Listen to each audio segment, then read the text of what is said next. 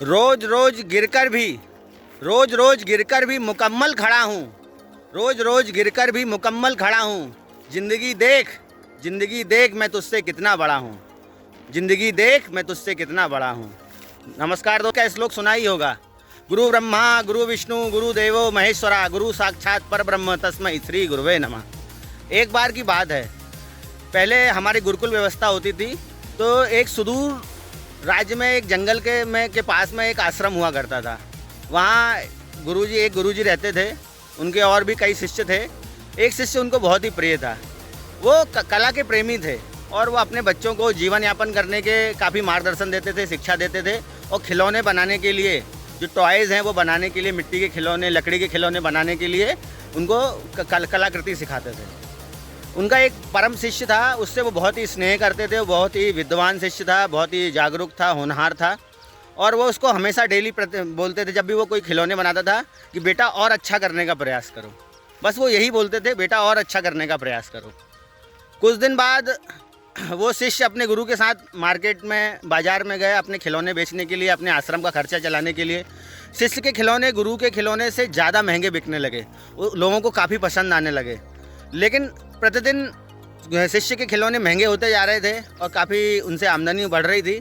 फिर भी गुरुजी सौम्यता से अपने शिष्य पे हाथ फेर कर यही बोलते थे कि बेटा और अच्छा प्रयास करो। जब भी वो कोई नया खिलौना बनाता, कुछ प्रयास करता, कुछ नई चीज़ कलाकृति बनाता, तो गुरुजी हमेशा एक ही बात बोलते कि बेटा और अच्छा प्रयास करो। इस बात पे एक दिन शिष्य को क्रोध आ गया। उसने बोला, गुरुजी आप मुझसे जलते हैं, आपको प्रॉब्लम है। मैं आपसे अच्छे खिलौने बनाने लगा हूँ और मेरे खिलौने आपसे अधिक दाम में बिकते हैं, इसलिए आपको ये प्रॉब्लम है।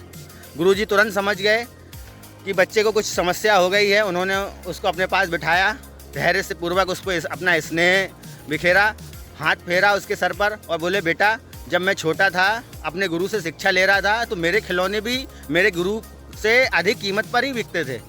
लेकिन मुझे भी ऐसे ही गुस्सा आया और मैंने अपने गुरु का अपमान कर दिया और मैंने भी यही शब्द बोले थे जो तुमने बोले हैं।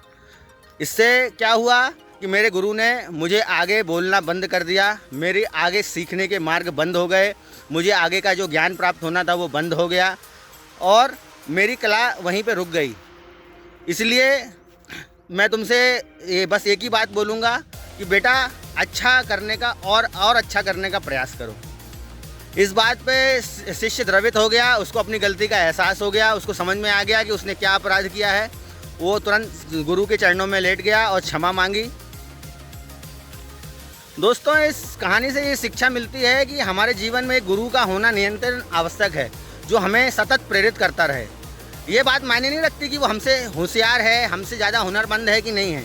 अगर वो जीवन के अपने अनुभव हमारे साथ शेयर कर रहा है और हमारा पथ प्रदर्शक कर रहा है, हमारा मार्गदर्शन कर रहा है, इससे हमें जीवन में आने वाली कठिनाइयों को सुलझाने में सहायता मिलती है, ज्ञान प्राप्त होता है। और गुरु के आशीर्वाद के बिना कुछ भी इस दुनिया में किसी का भी बेड़ा पार नहीं हुआ है। इसलिए मैं आपसे निवेदन करूंगा कि आप किसी भी दुनिया में किसी भी एक आदमी को अपना गुरु ज़रूर बनाएं और नियत उनके टच में रहें, उनसे संपर्क करते रहें। एक गुरु हमेशा अपने शिष्य का भला ही चाहता है और उसको हमेशा एक अच्छे ही ज्ञान देता रहता है। इसलिए अपने अपने गुरुओं का आदर करिए, सम्मान करिए। अपने जीवन में एक गुरु, एक सलाहकार ज़रूर रखिए और उनको सम्मान दीजिए और उनसे हमेशा जीवन की परेशानियां शेयर करिए। वो कुछ ना कुछ आपकी गलतियों को बताएंगे, आपका मार्गदर्शन करेंगे और आपका जीवन सफल हो जाएगा। इसी के साथ फिर मिलते हैं अगले ब्लॉग में। Bye bye, take care, keep in touch.